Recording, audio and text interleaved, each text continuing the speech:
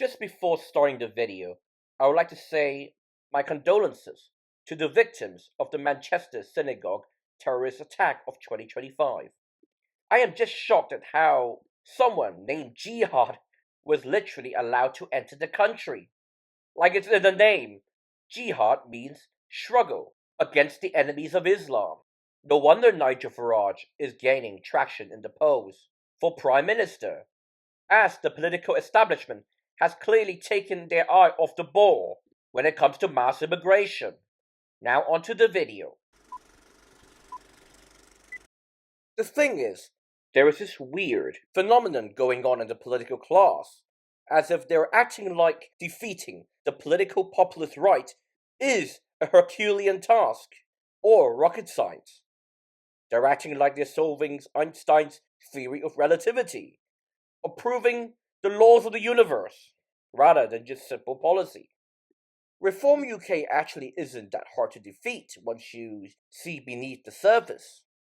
Reform UK already has like 2 MPs defecting from his party due to their disagreements. And Reform UK also has controversial stances regarding the Russia-Ukraine war, one that a majority of Britons oppose. And actually, before 2024, they were considered a fringe party, at least when it comes to the number of seats they could get in Parliament. Personally, I don't mind Reform UK.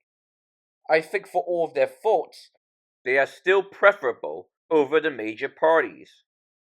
Nevertheless, if you're a member of the political establishment, I think watching this video is essential.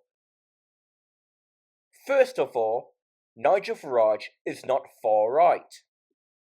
Farage's positions on immigration, taxation, crime, national sovereignty, and free speech and Britishness are all what people expect from a politician before the year 2000.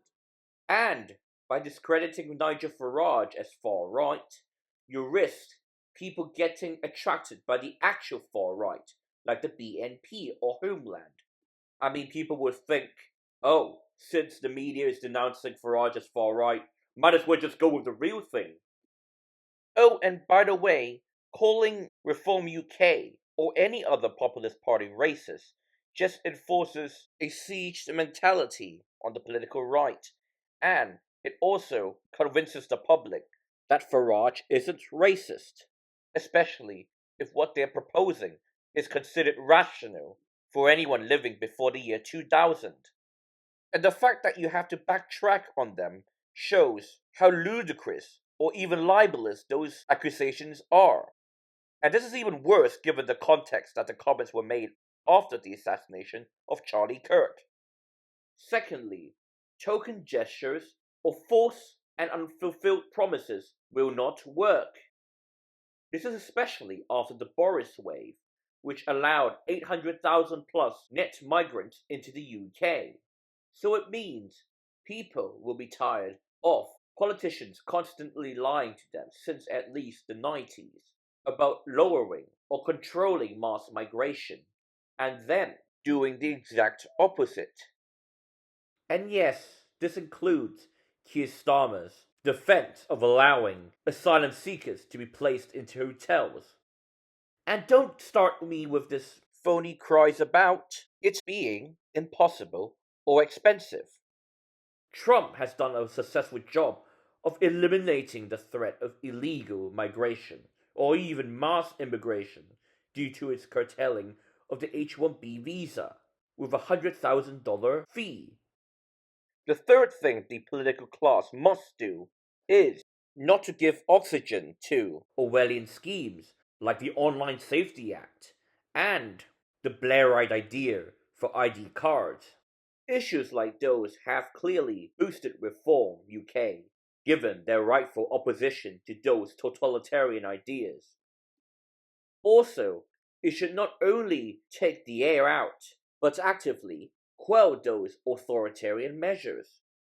Remember the arrest of Graham Lynham due to a few tweets he made regarding the trans agenda. While Keir Starmer rightfully criticized the Met Police for overstepping their bounds, how about passing laws to prevent those sort of things from happening in the future. Then the criticisms of Farage betraying Britain by going to America to urge Trump's sanctioning of the country would have more merit. Those are three basic suggestions I could think on the top of my head about how to stop Reform UK, and this, ironically, from a Reform UK supporter, or at least someone who prefers Reform UK above all the other major parties. And what is interesting is that one doesn't even have to look that far for what benefits the political establishment can have if they adopted my advice. Just look to Denmark. Due to the fears over the rise of populist parties in the country, the ruling Swedish Democrats actually decided to do what the public wanted on immigration and crime. As a result, it stopped or even reversed the rise of the populist right. In short, a message to the political elites. If you do not reduce immigration, the people who you most fear certainly will. And if the mainstream populist right does not get into power or is demonized, then the real far right will get things in control, and that will not be pretty to say the least. Sweden opened its borders to over 1.5 million immigrants since 2010, and now 20% of its citizens are foreign-born, and its education system is tanking, and it has Europe's highest rate of gangland killings. And one result is that the far-right parties are in the government now there for the first time. To which liberals say blaming immigrants for the rising crime rate is racist. Yeah, but is it true? Of course it's true. It's not a coincidence the quality of life went down after the Somali gangs started a drug turf war using hand grenades. Calling it racist doesn't solve the problem. It hands future elections to someone who will solve the problem and who, I promise, you're not going to like. If someone comes into this country legally, they should not be committing crimes. And if they commit crimes, they have surrendered the right to be in this country. So if you come to this country, for example, you've got to learn English. You've got to be able to speak our language. If you come to this country, you've got to pay some of the costs of the extra services on top of your salary and taxes, on top of that you are causing us to have to incur. And if you come to this country and commit a crime, is that we are ready to throw these people out of the country when they commit the serious crimes that you're talking about. Now Wait! Stop! Do not leave this video yet. If you have the time, please subscribe to my channel and like this video. And by the way, also check out my Substack, link in description. A lot of good stuff is on there, like articles about convincing the left to be more anti-immigration, and lots of photos from America to arcades.